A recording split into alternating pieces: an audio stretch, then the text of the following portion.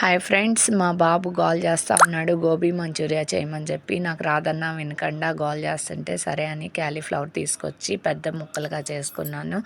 పెద్దవన్నీ ఒక పక్క, చిన్నవన్నీ ఒక పక్క పెట్టేసుకున్నాను.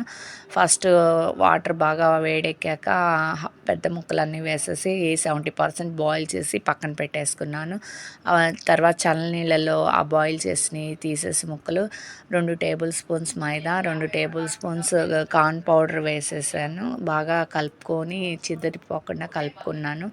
ఆయిల్ రీఫ్రై చేసేసి బాగా ఏగనిచ్చాను. ఎర్రగా ఆయిల్లో డీప్ ఫ్రై చేయటానికి ఎర్రగా ఏగిన తర్వాత అవన్నీ తీసి క్యాలీఫ్లవర్ బాగా వచ్చిన తర్వాత పక్కన పెట్టేశాను.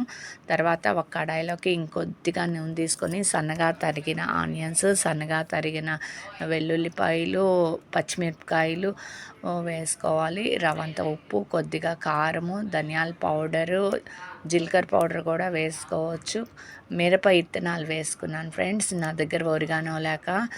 తర్వాత నేను సోయా సాసు, చిల్లీ సాసు, టమాటా సాసు అన్ని సాసులు వేసేసాను. తర్వాత ఈ ఉడకపెట్టిన అన్నీ కూడా వేసేసి దానిలో కలిపేసాను ఫ్రెండ్స్. చాలా బాగా ఎమ్మీగా ఉంది. లాస్ట్లో కొత్తిమీర చల్లి మా బాబు కూడా తిని చాలా బాగుంది, రాదన్నావు మమ్మీ, చాలా థ్యాంక్స్ అని చెప్పాడు. Thank you friends.